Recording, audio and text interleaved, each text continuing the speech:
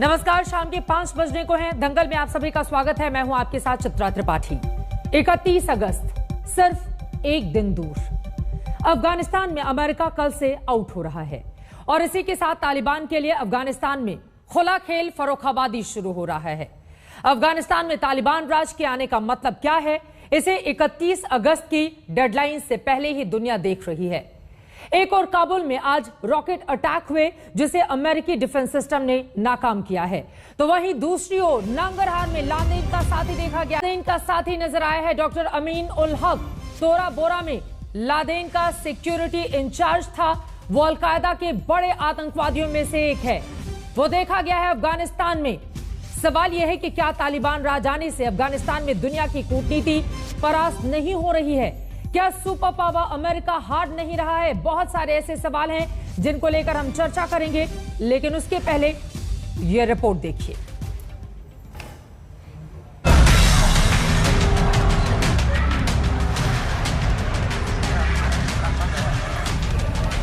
इकतीस अगस्त का काउंटडाउन शुरू है। खुद को सुपर पावर कहने वाला अमेरिका अफगानिस्तान से बोरिया बिस्तर बांध चुका है।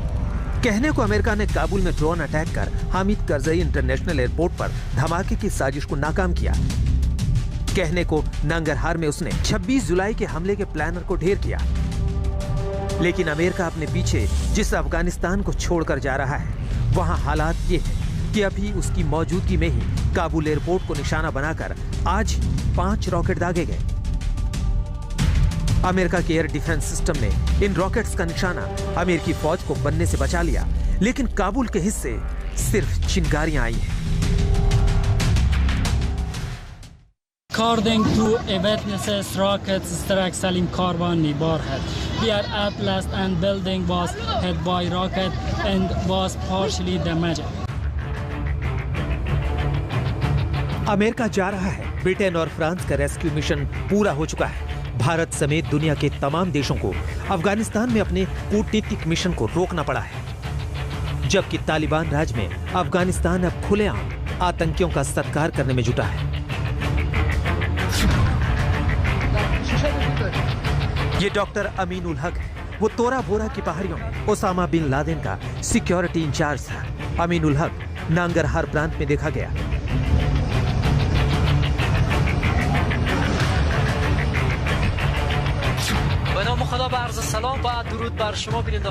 जबकि अफगानी न्यूज चैनल के एक एंकर की ये तस्वीरें वायरल हुई हैं, जिसमें तालिबानी लड़ाकों ने स्टूडियो में उनसे गन पॉइंट पर यह कहने को मजबूर किया कि लोग तालिबान से सहयोग करें, डरे नहीं।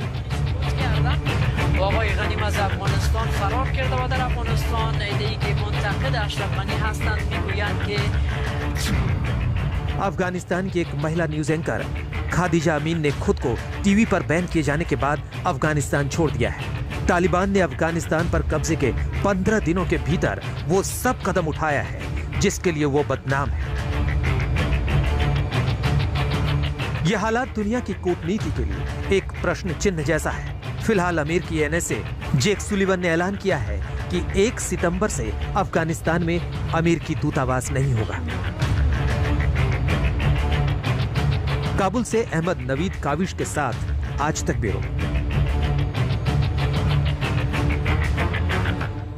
अब यहीं से बहुत सारे सवाल खड़े हो रहे हैं। क्या बेआबरू होकर अमेरिका वापसी कर रहा है अब अफगानिस्तान से?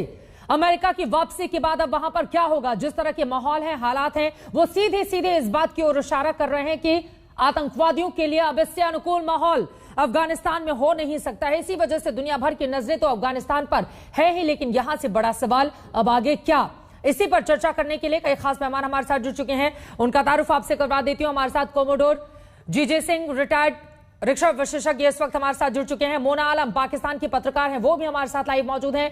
पाकिस्तान के रक्षा विशेषज्ञ कमर चीमा हमारे साथ जुड़ चुके हैं। अफगानी नागरिक मुस्कान हमारे साथ जुड़ चुकी हैं और साथ ही कुछ ही देर में हमारे साथ होंगे भारतीय जनता पार्टी के राष्ट्रीय प्रवक्ता सुधांशु त्रिवेदी भी। लेकिन सबसे पहले आपसे शुरुआत करते हुए मुस्कान, चूंकि अब सिर्फ 24 घंटे का वक्त बाकी है और इस 24 घंटे में बहुत सारे लोगों का भविष्य तय होना है, खासतौर से आप जैसे जो अफगानी नागरिक हैं, किस तरह से आप देख रही हैं? और यहां पर जिस तरह की स्थिति पैदा हो गई है, सीधे तौर पर आप इसके लिए मुस्कान किसको जिम्मेदार मानती हैं?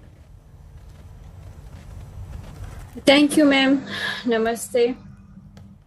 मैं इस दौर पर और इस जो हालात अभी हो गए, किसको जिम्मेदार मांगती हूँ और किसको जिम्मेदार मैं कह सकती हूँ, वो सबको पता है। लेकिन जो जिम्मेदार है हमारे पड़ोस है, और अभी जो हालात हो गए वो लोग हंसते देखते रहते हैं कि क्या हो जाता है, कितने लोग यहाँ पे घर से बेघर हो गए, कितने खून खराबा हो गए। ये मैं उसको जिम्मेदार बोलती हूँ, जो हमारे पड़ोस है पाकिस्तान। कमर चीमा जी अफगानी नागरिक हैं, राजधानी दिल्ली में है मुस्कान। वो कह रही हैं अफगानिस्तान की मौजूदा जो स्थिति बनी हुई है उसके लिए सीधे तौर पर पाकिस्तान जिम्मेदार है, और ये 24 घंटे भी बहुत अहम होने वाले हैं, खासतौर से मुस्कान जैसे नागरिकों के लिए जो अभी भी अफगानिस्तान में हो और जो तुरंत अपने मुल्क को छोड़ देना चाहते हैं। सीधे पाकिस्तान जिम्मेदार है इस हालात के लिए। कमर चीमा,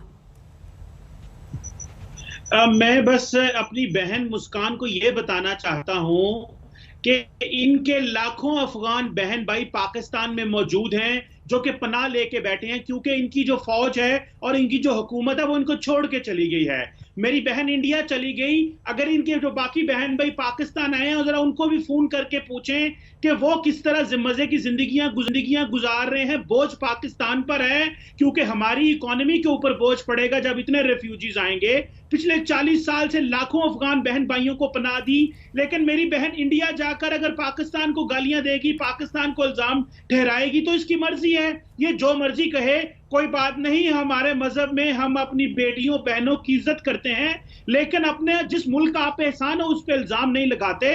अगर पाकिस्तान ने आप पे एहसान किया तो उसकी दाद दें, आपके लिए बॉर्डर खोले, हॉस्पिटल खोले, लेकिन आप इंडिया में जाके मैं एक बात बताती हूँ सर, मैं आपको एक बात बताती हूँ। मैं इल्जाम नहीं लगाती हूँ, ये मेरा पर्सनली इल्जाम नहीं है, ठीक है। मैं पर्सनली इल्जाम नहीं लगाती हूँ, ये पूरा अफगान लोग का इल्जाम है, ये पूरा अफगान लोग बताती है, मैं नहीं बताती हूँ। जितने अफगान लोग वहां पे रह रहे, जितने लोग भी है, आप उससे पूछिए, वो लोग नहीं कहते हैं, क्योंकि वो वहां पर रह रहे, उनका मजबूरी है कि कुछ ना कहे।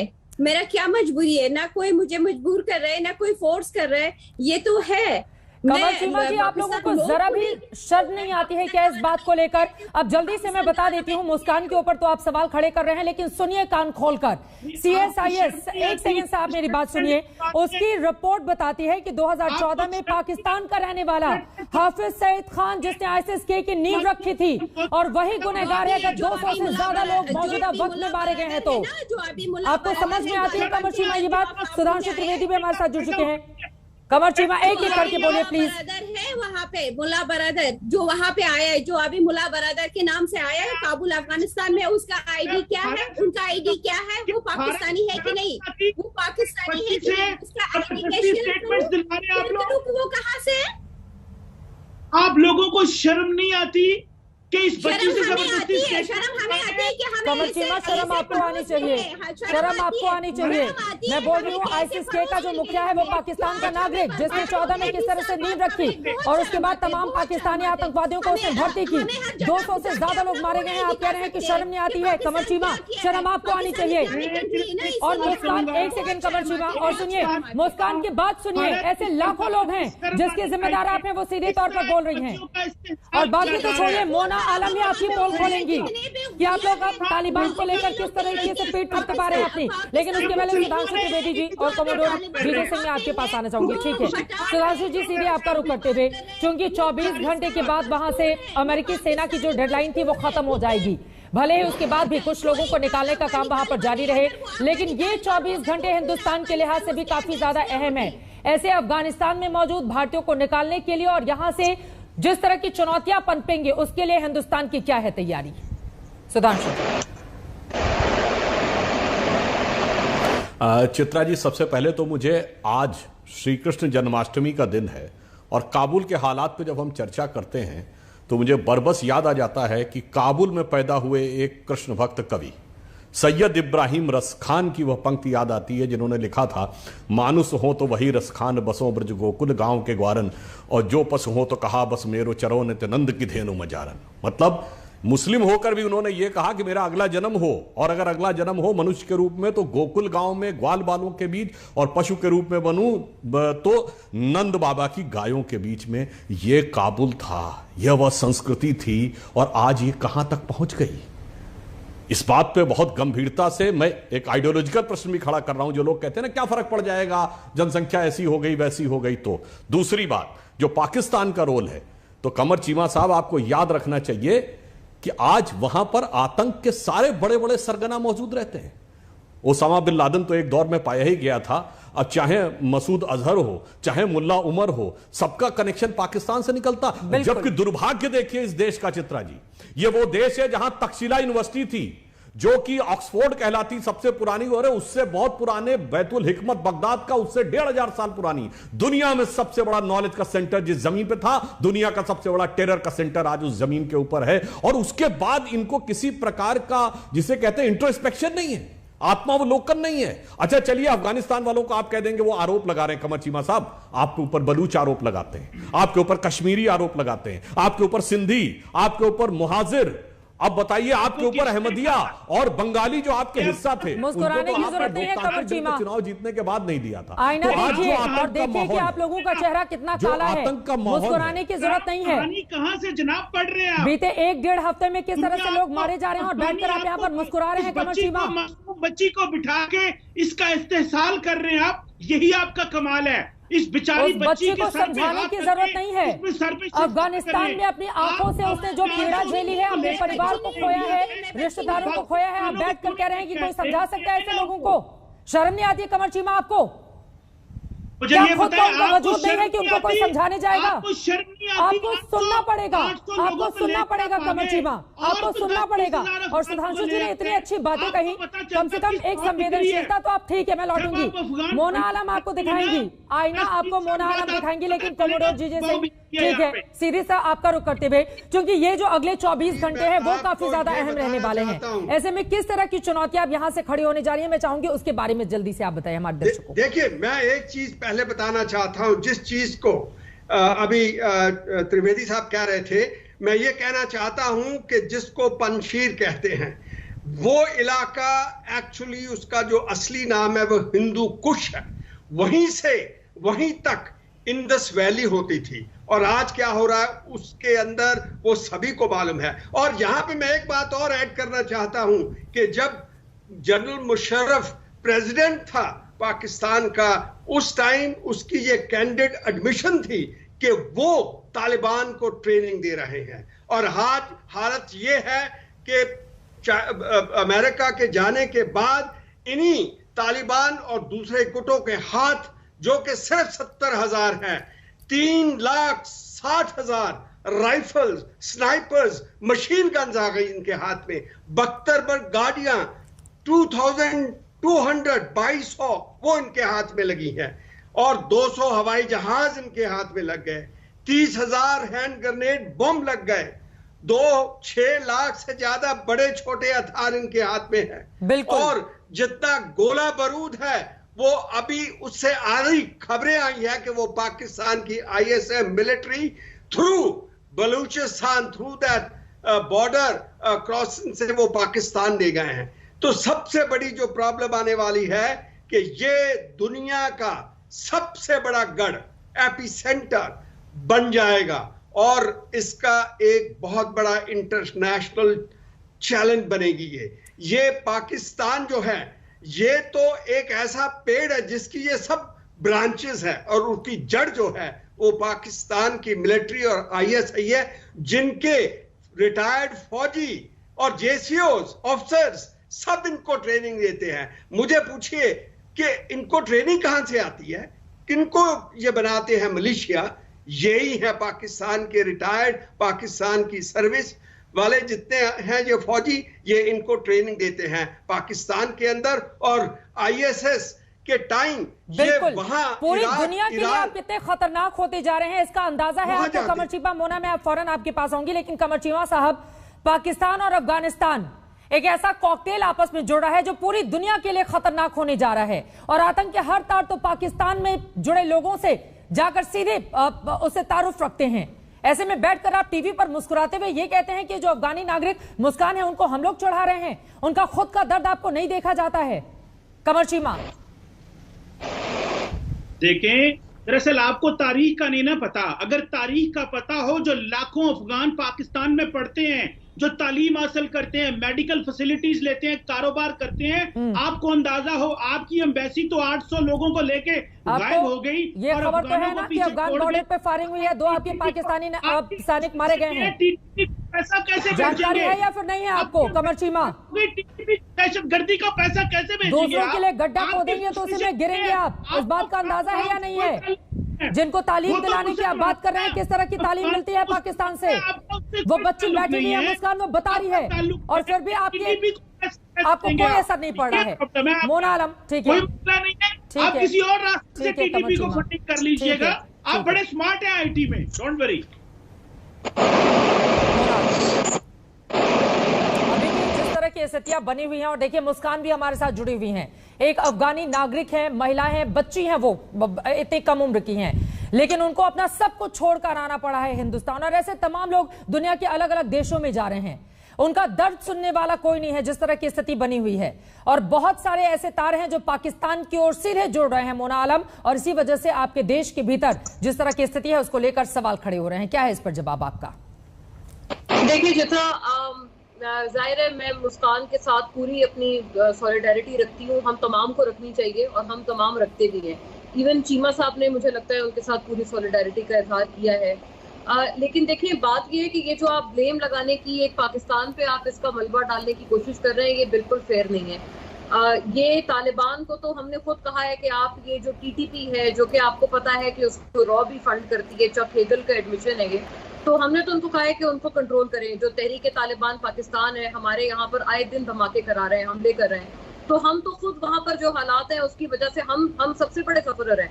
इतना बड़ा हमारा इनसे बॉर्डर लगता है, हम वो सील करने जाते हैं तो ये अफगानिस्तान जो एक्स अफगान हुकूमत थी जो भाग गई, तो वो उस वक्त उसको अपोज करते थे, उसकी खिलाफत करते थे कि बॉर्डर क्यों सील कर रहे हैं। बॉर्डर सील ना करें तो यहाँ दहशतगर्दी खुद करवाते थे और हम पे इल्जाम वहाँ पे आयद करते थे।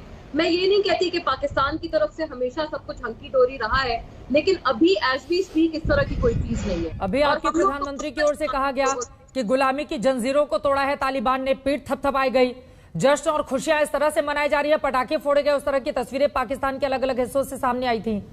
वो क्या था फिर मोना? मैं आपको बताऊं, ये सिर्फ तस्वीर का एक रुख है। तस्वीर का दूसरा रुख ये है कि यहाँ पर तालिबान के खिलाफ बाकायदा प्रोटेस्ट भी हुए हैं। ये भी चीजें हैं, ये हमारी अपनी सिविल सोसाइटी ने किए हैं। हमारी बड़ी बड़ी ऑपोजिशन पार्टीज हैं जो कि इसकी बहुत खुल के खिलाफत कर रही हैं, जैसे पीपल्स पार्टी है, ANP है, हमारी बड़ी बड़ी ये पार्टीज हैं जो यहाँ मल्टीपल दफा हुकूमत कर चुकी है पाकिस्तान में, फेडरेशन में। तो ये चीजें, ऐसी बात नहीं है कि ये आप सिर्फ तस्वीर का एक रुख दिखाएं। हाँ, मैं मानती हूँ यहाँ पर सिंपैथाइजर्स भी हैं इस तरह की सोच के, वो गलत लोग हैं, मैं सच्ची आपको बात बता रही हूँ। मुस्कान आपकी बात से सहमत नहीं है? मुस्कान वो कुछ जोड़ना चाह रही हैं? जी नहीं, मैं एक बात बताना चाहती हूँ। जो इन्होंने बोल रहे हैं अपने देश से तरफदारी कर रहे हैं, जो आपका देश का साइड ले रहे हैं, वो ठीक है, उनका देश है, लेकिन ये मैं इल्जाम भी नहीं लगा रही हूँ, कोई हमें फोर्स भी नहीं कर रहे। दुनिया को पता है वो कहाँ से ट्रेन होते हैं, कहाँ से आते हैं तालिबान, और कहाँ पे कौन से कंट्री उनको सपोर्ट किया है। ठीक है कि ये मैं बताती हूँ, लेकिन ये मैं आप सोचिए कि मैं पूरे अफगान लोग की तरफ से बताती हूँ, पूरे अफगानिस्तान के लोगों की तरफ से अपनी आवाज बुलंद कर रही हैं, और इस बात को समझना चाहिए। मोना, देखिए, पहले आपने ही कहा था कि आखिर किस बात का जश्न मनाया जा रहा है पाकिस्तान के भीतर, अब आपका ही कहना है, क्योंकि आपके अगर प्रधानमंत्री की ओर से इस भाषा का इस्तेमाल किया जाएगा कि गुलामी की जंजीरों को तोड़ा है एक आतंकी संगठन को, इस तरह का सपोर्ट, फिर उसके बाद पाकिस्तान पर सवाल कैसे नहीं उठेंगे? वो बात मैं आपको पहले ही बता चुकी थी, और मेरा उस पे यही आपके साथ कंटेंशन था कि अगर वो यूएस की बात कर रहे हैं कि उनकी गुलामी की जंजीरें तोड़ दी है, तो वो तो ठीक कह रहे हैं ना। ये तो आपने भी कहा है कि यूएस वहां से भाग गया है और हर किसी को उन्होंने अपने हाल पे छोड़ दिया है। उनके तो वहां जो ट्रूप्स जो मारे जा रहे हैं उनको हम अपने यहाँ पनाह दे रहे हैं, तो उसके ऊपर उल्टा हमारे ऊपर इस पे क्रिटिसिज्म हो रहा है, तो ये बात सही नहीं है। अच्छा, एक बात है, आप आपके पीएम चला रहे हैं ना पाकिस्तान को, फिर उन्हीं की बात सबसे ज्यादा अहम हो जाती है कि उनका रुख क्या है। आम पाकिस्तानी की जो भी आवाज हो, लेकिन प्रधानमंत्री की ओर से अगर इस तरह के शब्दों का इस्तेमाल किया जाएगा तो उस मुल्क का चाल, चरित्र और चेहरा क्या है वो दुनिया के सामने होगा। सुधांशु त्रिवेदी जी, आपकी टिप्पणी, उसके बाद जी सिंह जी, मैं आ रही हूँ आपके पास। सुधांशु जी, पाकिस्तान है। वो कह रहे हैं कि पाकिस्तान के भीतर भी बहुत सारी ऐसी आवाजें हैं जो तालिबान के खिलाफ में बुलंद हो रही हैं। बिल्कुल हो रही है, प्रोटेस्ट हो रहे हैं इधर। यहाँ पर देखिए, हकीकत तो यह है कि पाकिस्तान का जो आवाम है, जो पाकिस्तान की जनता है, उसका तो आज तक कभी हित हुआ ही नहीं। मतलब मैं एक पाकिस्तानी थिंकर का कोट कर रहा हूं जिसने अमेरिका में मुझसे कहा था, नाम लेने की यहां जरूरत नहीं है, उनसे पूछा मैंने कि इतने साल की आजादी के बाद आपको क्या लगता है, पार्टीशन के बाद आपने क्या हासिल किया? तो जानते क्या बोले? हम आजाद हुए ही कब? मैंने कहा मतलब? कहा आजादी से पहले लंदन की हुकूमत जो तय करती थी वो हमारा मुस्तकबिल होता था, फिर वॉशिंगटन की हुकूमत जो तय करती वो हमारा मुस्तकबिल होता था, अब बीजिंग तय करता है। तो इनकी तो हालत ये रही कि 1971 के युद्ध के बाद जब इन्होंने ये आतंकवाद को प्रश्रय देने की अपनी ये शुरुआत की, और 1980 में जब अफगानिस्तान में रूस की फौजें आ गईं, तब आपने अमेरिका को अपना कंधा दिया और इन्हीं ताकतों को खड़ा किया।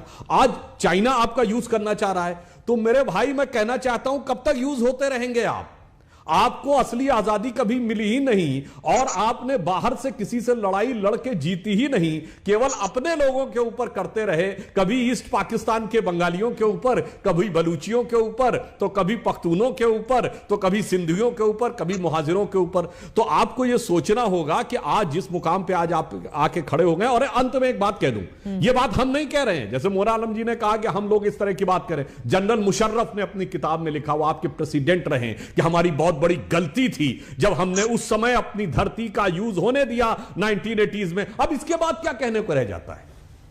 तो मैं सब कुछ तो साफ है मोना आलम। मैंने कुछ और कहा है क्या? मैं यही कह रही हूँ कि पास्ट में इस तरह की चीजें हुई हैं, लेकिन अगर आप उसको आज के साथ जोड़ने की कोशिश करें तो करंट टाइम्स में इनका कोई ताल्लुक नहीं। अरे आपके प्रधानमंत्री बोल रहे हैं भाई, आपके प्रधानमंत्री बोल रहे हैं। प्रधानमंत्री की आवाज तो एक मुल्क की आवाज होती है ना, और प्रधानमंत्री बोल रहे हैं इस तरह की भाषा, इतने खुश हो जा रहे हैं लोग।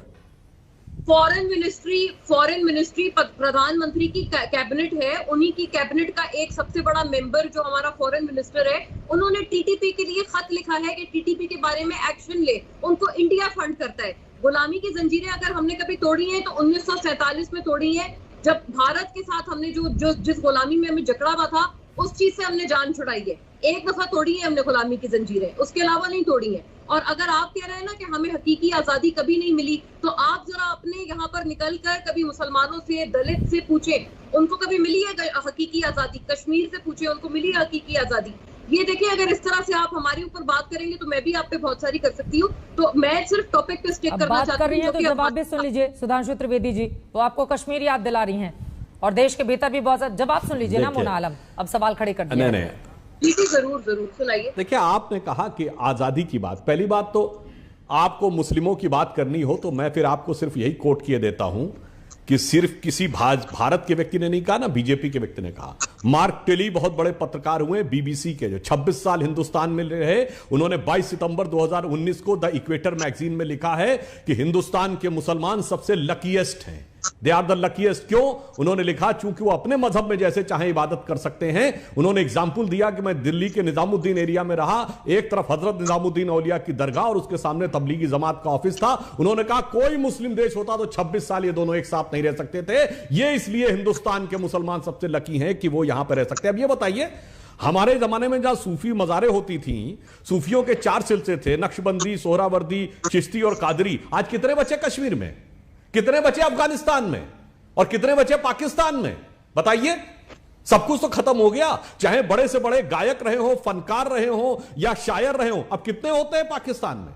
यहां तक कि अगर बॉलीवुड के भी एक्टर होते हैं तो हमारे यहां के हैं जिनके दीवाने आपके यहां से लेके और मिडिल ईस्ट तक हो गए, चाहे सलमान खान हो, आमिर खान हो, शाहरुख खान हो या दिलीप कुमार हो। आपके यहां कौन पैदा हुआ भाई? जब एक बार आप अगर इस तरह की टेररिज्म की चीजों पे आ जाते हैं ना, तो सब कुछ खत्म हो जाता है। जबकि हकीकत में आपका ब्लड तो वही है जो हम लोगों का था, बाई रेस तो वही है, फिर भी एक तरफ बर्बादी का मंजर और एक तरफ खुशहाली का मंजर। आपके यहां ओसामा बिन लादेन पकड़ा जाता है, जो दुनिया का सबसे बड़ी टेररिस्ट ऑर्गेनाइजेशन अल-कायदा का चीफ है, और दुनिया की सबसे बड़ी सॉफ्टवेयर की कंपनी माइक्रोसॉफ्ट का चीफ सत्य नडेला हमारे यहां से आता है, गूगल का चीफ हमारे यहां से आता है सुंदर पिचाई, और बड़ी बड़ी कंपनियों को उस पर, पेप्सी की सीईओ इंदिरा नूई हमारे यहां से आती है। आप क्या लश्कर-ए-तैयबा, जैश ए मोहम्मद और इसके चीफ आते हैं? सोचिए, यह बात करने की बात नहीं है। आप समझदार हैं, कम से कम कमर चीमा जी आप लोग सोचना चाहिए आपने अपनी आवाम को किस हालत में पहुंचाया। और ये सिर्फ मैं नहीं कह रहा हूं, कमर चीमा जी आपको भी और मौलाना आलम आपको भी, और मुझे उम्मीद है कि इसमें जो सच्चाई आपको कड़वी दिखाई दे रही होगी, अब जब ब्रेक के बाद मैं वापस आऊंगी कम से कम सच का साथ देते हुए आप लोग नजर आएंगे, क्योंकि अगर आप दूसरे मुल्कों के लिए गड्ढा खोदेंगे तो सबसे पहले आप उसी में गिरेंगे। और इसी तरह की स्थिति है पाकिस्तान की। अगर अफगानिस्तान के नागरिक बैठकर बार बार पाकिस्तान के ऊपर सारा इल्जाम लगा रही है तो ये आपकी जिम्मेदारी और जवाबदेही बनती है कि आप अपने भीतर की स्थितियों को ठीक करें, आतंकवाद के खात्मे की दिशा में आगे बढ़ें। लेकिन क्या करेगा पाकिस्तान ऐसा, ये अपने आप में बड़ा सवाल है। यहीं से चर्चा में आगे बढ़ेंगे। और साथ ही अमेरिका अब 24 घंटे अगले बहुत ज्यादा महत्वपूर्ण होने वाले हैं अफगानिस्तान के लिहाज से। अमेरिका की वापसी के बाद फिर अफगानिस्तान का भविष्य क्या होगा, अपने मेहमानों से पूछेंगे। ब्रेक के बाद फौरन लौट रहे हैं, कहीं जाएगा मत, आप देखते रहिए। आज अब तालिबान हवाले अफगानिस्तान साथियों से विषय को लेकर दंगल में लगातार हम चर्चा कर रहे थे। अपने मेहमानों का रुख दोबारा से हम करें उसके पहले इस वक्त एक बड़ी खबर राजधानी दिल्ली से आ रही है। मनी लॉन्ड्रिंग केस में अभिनेत्री जैकलिन से ईडी की पूछताछ चल रही है। अभिनेत्री जैकलिन फर्नांडीज से ईडी कई सवाल जवाब कर रहा है। मनी लॉन्ड्रिंग केस में राजधानी दिल्ली में यह पूछताछ हो रही है। काफी अहम ये पूछताछ, कई ऐसे सवाल हैं जिसका जवाब तलाशने की कोशिश लगातार जैकलिन फर्नांडीज से की जा रही है और इसी वजह से बाकायदा ईडी की टीम ने सवालों की लिस्ट पहले से ही तैयार करके रखी हुई थी और अब राजधानी दिल्ली में मौजूद जैकलिन से ये पूछताछ जारी है। निकलकर क्या कुछ सामने आता है इस पर रहेगी हमारी नजर। एक बार फिर से रुक कर लेते हैं, क्योंकि अगले 24 घंटे अमेरिका के लिए अहम है, क्योंकि 24 घंटे के बाद उसे अफगानिस्तान छोड़ देना होगा। अफगानिस्तान में फंसे जो लोग छोड़ना चाहते हैं अपने मुल्क को, उनके लिए अहम है। और इसके बाद सवाल यह है कि उसके बाद कितनी शांति और कितना आतंक अफगानिस्तान में होगा और हिंदुस्तान के लिहाज से किस तरह की चुनौती। एक बार फिर से जीजे सिंह साहब आपके पास आते हुए, चूंकि इन 24 घंटों पर मैं चाहूंगी कि हम बातचीत करें। ये 24 घंटे बेहद अहम है, लेकिन अमेरिका अपने आखिरी सैनिक को अगर निकाल लेता है अफगानिस्तान से तो क्या उसके बाद उसका रोल वहां पर खत्म हो जाएगा? क्योंकि बिना किसी शर्त के उसकी जिस तरह की वापसी हो रही है, उसने न सिर्फ अमेरिका की पोल खोली है बल्कि अफगानिस्तान के आम लोगों को लेकर भी बहुत सारे सवाल, उनकी जिंदगी, उनका भविष्य क्या होगा, सब कुछ अधर में है। बिल्कुल आप ठीक कह रही हैं। सबसे पहले मैं कहूंगा कि ये 24 आवर्स 24 घंटे हैं, सबसे ज्यादा क्रिटिकल हैं, क्योंकि ये 24 घंटे में जो ISK इस्लामिक स्टेट खुरासन है वो कोशिश करेगा कि अमेरिका की जाने के साथ उनके मैक्सिमम जो ट्रूप्स हैं, सिपाही जवान हैं वहां पे, उनको मारा जाए, क्योंकि वो बदला लेना चाहते हैं। क्योंकि जब वो सीरिया और दूसरे इराक जैसे देशों में आईसिस के साथ लड़ रहे थे तो अमेरिका ने उनके ऊपर बहुत बॉम्बिंग की थी, उनकी बहुत कैजुअल्टी की थी। तो इसलिए ये बदले की भावना से वो चाहेंगे कि मैक्सिमम इनको डैमेज, इनके सिपाहियों को ऊपर अटैक किया जाए, कैजुअल्टीज की जाए। दूसरी बात, अमेरिका के लिए ये छोड़ना बहुत ही मुश्किल काम होगा, क्योंकि इस टाइम अगर वो निकल जाता है तो उसके बाद जो उसका रोल होता है, जैसे खबरें आ रही हैं कि वो अपनी एम्बेसी वहां पे नहीं लगाएगा। अगर वो अपनी एम्बेसी नहीं लगाता तो वो जरूर ये जो अलकायदा है, जहाँ ये खुरासन है, जहाँ दूसरे जो आतंकवादी हैं, जहाँ गुट हैं, उनके ऊपर अपने अटैक शुरू करेगा। और मेरा ये मानना है कि जो अमेरिका है वो कुछ देर के लिए डाउन है पर आउट नहीं है। वो फिर मुझे लग रहा है कि विद आयरन हैंड इन सभी गुट के ऊपर अपनी बम्बारमेंट शुरू करेगा, एक बहुत ही फोर्सफुल तरीके से इनके ऊपर एक्शन लेगा।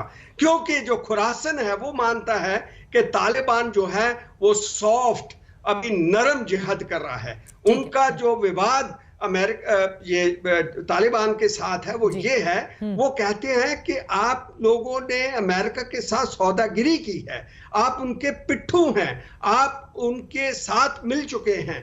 इसलिए ये इन दोनों गुटों के अंदर एक बहुत बड़ा डिवीजन हो चुका है, साथ में अलकायदा वाले आ चुके हैं और पहले ही बहुत भारी गढ़ रहा है ये फाइटर्स का। और जितने ये दुनिया के आतंकवादी गुट हैं ये उनके लिए एक सुरक्षित पनाहगाह होता हुआ चला जा रहा है। यही तो बात है कि स्थिति, और हिंदुस्तान के लिए चूंकि भारत भी आतंक से पीड़ित रहा है, ऐसे में हमारे लिए भी चुनौतियां कहीं ज्यादा बढ़ जाती है। सुधांशु जी, एक आपका कमेंट मैं चाहूंगी, ये 24 घंटे काफी ज्यादा अहम है, ऐसे में हिंदुस्तान के जो लोग वहां पर हैं उनको लाने में कितना वक्त और लगेगा, कुल कितने लोग फंसे हुए हैं, और इसके साथ ही सवाल उन हिंदू और अफगानी सिख नागरिक को लेकर जो अफगानिस्तानी मूल के हैं, जिन्होंने रजिस्ट्रेशन बकायदा करवा के रखा हुआ है भारतीय एम्बेसी में, उन लोगों के लिए आगे क्या है प्लान भारत सरकार का? देखिए, जो आपने बताया लगभग 250 के लगभग ऐसे सिख और हिंदू हैं जो कि अफगानी नागरिक हैं, जिनको कि तालिबान ने वहां से जाने से मना कर दिया है और उनके पास सारे कागजात हैं, परंतु वो अभी तक बाहर नहीं निकाल पा रहे हैं। भारत सरकार का पूरा प्रयास चल रहा है और काबुल एयरपोर्ट की संवेदनशील स्थिति को देखते हुए अन्य रास्तों से भी कैसे लाया जा सकता है, उन बारे में भी सरकार पूरी तरीके से सतर्कता से नजर रखे हुए है। अभी जनरल जे सिंह जी ने जो बात कही, उस पर मुझे एक बात ध्यान आई। देखिए, अमेरिका यदि यहां से कल विड्रॉ कर जाता है तो ये अमेरिका की जो ग्लोबल पॉलिटिक्स है उसके लिए बहुत बड़ी चुनौती होगी। क्योंकि अफगानिस्तान के एक तरफ ईरान है, ईरान से अमेरिका के संबंध वैसे ही खराब हैं। दूसरी तरफ पाकिस्तान है, जिसके ऊपर चाइना का इन्फ्लुएंस आज अमेरिका से ज्यादा है, और यदि अफगानिस्तान पर उसका कंट्रोल खत्म हो जाता है तो फारस की खाड़ी के मुहाने पर अमेरिका के जितने भी स्ट्रेटेजिक कंट्रोल है वो बहुत कमजोर पड़ जाएगा, और जो कि यूरोप के साथ व्यापार करने का सबसे मुख्य मार्ग है। दूसरी समस्या यह आएगी कि यदि एक बार यह संदेश चला गया कि अमेरिका को परास्त और पराजित करके वापस भेजा जा सकता है, तो जहां जहां ये लड़ाइयां हो रही हैं, इराक में, सीरिया में, लीबिया में, वहां के लोगों का जो आतंकवादी गुट है उनका हौसला बढ़ जाएगा और अमेरिका के लिए ये बहुत बड़ी समस्या हो जाएगी। इसलिए मैं कह रहा हूं, आज ये मेरे विचार से पोस्ट कोल्ड वॉर यानी सोवियत संघ के विघटन के बाद के दौर में यह अमेरिका के लिए सबसे बड़ी कूटनीतिक चुनौती है कि वो अफगानिस्तान में क्या करता है। जैसा कि सिंह साहब ने कहा, हो सकता है उसे कुछ ना कुछ वापस लौट के आके या किसी अन्य रूप में यहां पे हस्तक्षेप रखना पड़े, अन्यथा उसे भारी कूटनीतिक हानि हो सकती है। यकीनन ये महत्वपूर्ण बात है। कमर चीमा साहब, अब आपका सीधे रुख करते हुए, चूंकि आप पाकिस्तान के डिफेंस एक्सपर्ट भी हैं, इस वजह से बहुत सारे सवाल आपसे मैंने पूछे। अब जरा जिस तरह की स्थिति इस वक्त वहां पर बनी हुई है, बताइए हमारे दर्शकों को इसके बाद कितनी शांति और कितना आतंक होगा अफगानिस्तान में?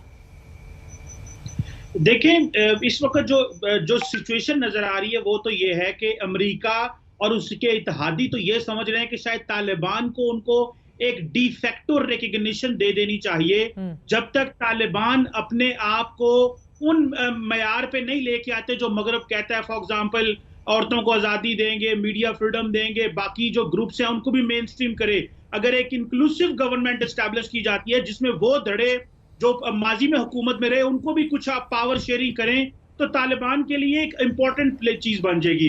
हाँ, एक इंपॉर्टेंट चीज है वो ये है कि अमेरिका अपने इत्तेहादियों के साथ या खुद अफगानिस्तान में ड्रोन स्ट्राइक करता रहेगा अगेंस्ट इस्लामिक स्टेट, और शायद अफगानिस्तान में तालिबान की कैपेसिटी बिल्डिंग करे ताकि वो दाइश को खत्म करे। और जिस तरह इराक में और पूरी दुनिया में उन्होंने कहा, जैसे जलसा भी बात कर रहे थे कि al Qaeda is downgraded but not eliminated, downgrade जरूर हुई है। सो अलकायदा एंड दाइश जो है वो बड़े थ्रेट रह जाते हैं।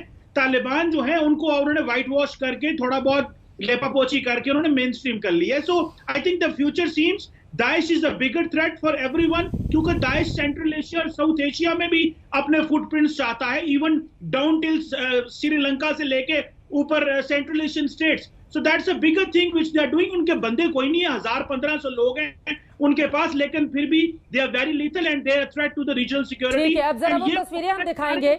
आप कह रहे हैं कि मीडिया की आजादी को लेकर तालिबान की ओर से प्रोमिसेस किए गए हैं, जरा वो तस्वीरें दिखाइए। एक न्यूज एंकर जब एंकरिंग करने के लिए बैठा हुआ था, इन्होंने तो छोड़ दिया है, तालिबान ने काम करने से रोका तो इन्होंने अपना मुल्क ही छोड़ दिया। और ये तस्वीर देखिए, अफगानी न्यूज चैनल में तालिबानी लड़ाके पीछे हथियारों के साथ और सामने एक न्यूज एंकर एंकरिंग कर रहा है। मोना आलम जी, आप भी एंकरिंग करती हैं पाकिस्तानी न्यूज चैनल पर, अगर पीछे इस तरह से आतंकवादी खड़े हो जाएं, ये तालिबानी लड़ाके हैं जिनके हाथों में बंदूक है, तो फिर कितनी शांति की उम्मीद यहां से की जा सकती है अफगानिस्तान में? हाँ चित्रा, ये मेरे लिए बहुत बड़ा कंसर्न है, मेरे लिए बहुत बड़ी परेशानी है ये, और हम सब के लिए होनी चाहिए, तमाम जर्नलिस्ट के लिए दुनिया भर में, और है भी कि अफगानिस्तान में अब वो कितना फ्री मीडिया या फ्री प्रेस को अलाउ करते हैं। बदकिस्मती से अभी तक जो इत्तलात आ रही है वो अच्छी नहीं है। हमें कुछ ऐसी फीमेल एंकर्स का भी पता है जो टोलो न्यूज से हैं और हमारी कॉलीग है इन दिस कैपेसिटी, जिनको नहीं काम करने दिया गया, जिनको घर भेज दिया गया, और फिर उनके ऊपर वो हिजाब की जो पाबंदी, उसके बाद भी वो भी उन्होंने बेचारों ने किया, फिर भी नहीं। तो ये बहुत अफसोस की बात है। फिर इस किस्म की चीजें हम देख रहे हैं कि सिंगर्स को अटैक करना, मीडिया को अटैक करना। फिर मैंने भी एक मेल जर्नलिस्ट का पढ़ा ट्विटर पे कि किस तरह से उनको प्रॉपर्ली, उनको बाकायदा उनको रॉब किया गया, उनसे चीजें उनकी छीनी गई, उनको मारा पीटा गया। तो ये बहुत अफसोस की बात है। मुझे एक चीज ये भी पता है कि एज पर इंफॉर्मेशन जो तालिबान के सब ऑर्डिनेट्स हैं वो उनके अपने लीडरशिप की भी कंट्रोल में नहीं है। यानी कि उनकी लीडरशिप एक बात करती है और उनके जो सब ऑर्डिनेट्स हैं वो खुलेआम दंगा फसाद करते फिर रहे हैं। तो काफी उनके अपने कंट्रोल से भी चीजें बाहर। इस बात को तो माना जा रहा है ना कि तालिबान के सिर्फ साथी बदले हैं, तालिबान का चरित्र नहीं बदला है। ऐसे में क्या आप लोगों को भी डर है, चूंकि तालिबानी प्रवक्ता की ओर से जब ये कहा जाए कि पाकिस्तान तो हमारे दूसरे घर जैसा है, धर्म के आधार पर हम बिल्कुल एक जैसे हैं, वहां के लोग हमारे भाई हैं, तो इस तरह की तस्वीरें पाकिस्तान में भी दस्तक दे सकती हैं। क्या इस बात का डर है आप लोगों को? अगर वो वाकई हमारे भाई हैं तो हमारे ऊपर हमला करने से रोकेंगे अपने साथियों को? वो अभी तक उन्होंने नहीं की है, तो उनको ये साबित करना होगा। और बिल्कुल हमारा मजहब एक है, इसमें कोई शक नहीं, लेकिन हम उनकी तरह एक्सट्रीमिस्ट नहीं है और ना हमारे लोग हैं। हमारे लोग भी सिर्फ लिबरल पार्टीज को, डेमोक्रेटिक पार्टीज को वोट देते हैं। यहाँ पर इस तरह की जो एक्सट्रीमिस्ट पार्टीज होती हैं वो सिर्फ लाइमलाइट ले पाती हैं, थोड़ी सी मीडिया अटेंशन ग्रैब करती हैं और इससे ज्यादा कुछ नहीं। तो हम में और उनमें बहुत फर्क है। जो इस किस्म के रेडिकल एलिमेंट्स हैं हमारी तरफ भी वो बहुत कम है, लेकिन जो वो हैं उनके ऊपर भी मुझे अफसोस होता है। इस तरह की तस्वीरों के खिलाफ खुलकर बोलना ही होगा मोना आलम, क्योंकि हम सब जानते हैं, जैसा कि सुधांशु जी ने भी कहा, जो आम पाकिस्तानी है उसको उसका अधिकार तो कभी मिला नहीं, लेकिन इस बात का डर और खौफ है हर जगह कि तालिबान ने जिस तरह कहा है पाकिस्तान तो हमारा दूसरा घर है। सुधांशु त्रिवेदी जी, उसके इस बयान को किस तरह से देखते हैं? और यकीनन तालिबान अपना दायरा भी अब बढ़ाते हुए चला जा रहा है, बातचीत भी हो रही है, जश्न की तस्वीरें भी सामने आ रही हैं, और यहां से हिंदुस्तान अपने लिए किस तरह के सबक देख रहा है? सुधांशु जी। देखिए, जैसा कि अभी आपने कहा कि तालिबान ने कहा कि पाकिस्तान के लोग हमारे भाई हैं, तो चित्रा जी वो हिंदी की कहावत आपको याद होगी, ये लोग निश्चित रूप से भाई हैं पर ये मौसेरे भाई हैं। तो ये उसी प्रकार का काम कर सकते हैं, कोई सकारात्मक काम मिलकर ये लोग नहीं कर सकते हैं।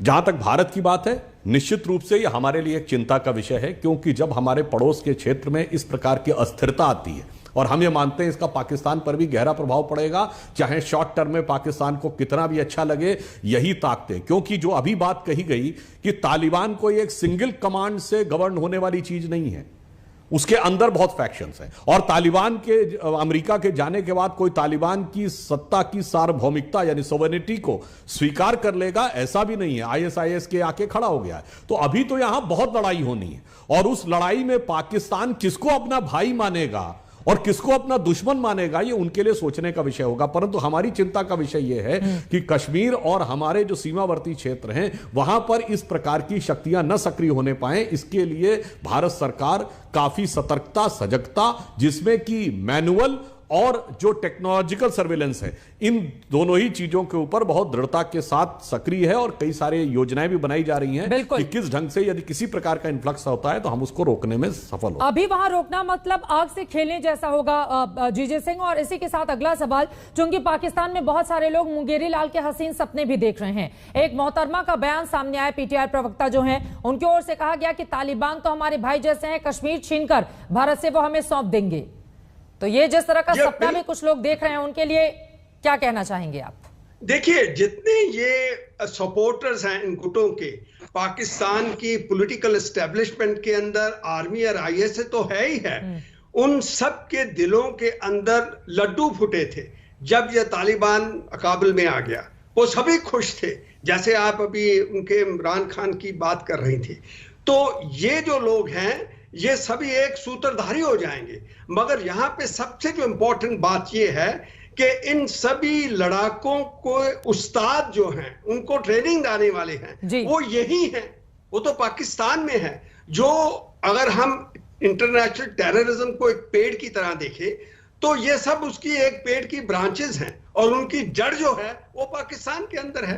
तो इसलिए ये पाकिस्तान के अंदर जो खुशी होती है, एक जो ये सेलिब्रेट करते हैं जब तालिबान के साथ बात करते हैं और जब इस्लाम की बात होती है और जब जैसे ये कह रहे हैं कि तालिबान हमारे भाई हैं, जैसे टीटीपी है, टीटीपी इनके लिए बुरा लग रहा है इनको, क्योंकि उन्होंने पेशावर के ऊपर जो पब्लिक स्कूल था इनका, वहां पे बच्चे मार दिए थे, क्योंकि इन्होंने एक ऑपरेशन ये पश्तून्स के ऊपर चलाया था जिसके ऊपर इन्होंने कारपेट बॉम्बिंग। ठीक है सर, ये महत्वपूर्ण बात आपने कही है। यही तो सवाल है कि पाकिस्तान को बार बार दुनिया के तमाम मुल्क हिंदुस्तान समेत आईना दिखाते हैं, लेकिन उसके हुक्मरान सुधरने का नाम क्यों नहीं लेते? क्योंकि यकीनन अगर दूसरों के लिए आप गड्ढा खोदेंगे तो खुद उसमें सबसे पहले गिरेंगे। लेकिन इसी के साथ सवाल यह भी खड़ा हो रहा है कि तालिबान में जिस तरह की स्थिति इस वक्त पैदा कर दी है, उसके बाद आगे क्या होगा? अगले 24 घंटे काफी ज्यादा अहम और पल पल वहां पर आतंकवादी खतरा मंडराता हुआ। आज दंगल में हमने सवाल पूछा था, क्या अफगानिस्तान में तालिबान राज दुनिया के लिए खतरा है? आपके जो जवाब हमें मिले हैं उनमें 92% ने हाँ कहा है, जबकि 8% ने नहीं में जवाब दिया है। यकीनन अफगानिस्तान में तालिबान राज दुनिया के लिए एक बड़ा खतरा लेकर आ रहा है। ऐसे में आगे क्या होगा, इस पर लगातार आज तक की नजर बनी रहेगी। एक छोटे से ब्रेक के बाद हम फौरन लौटेंगे। दंगल में आज के लिए बस इतना ही। आज तक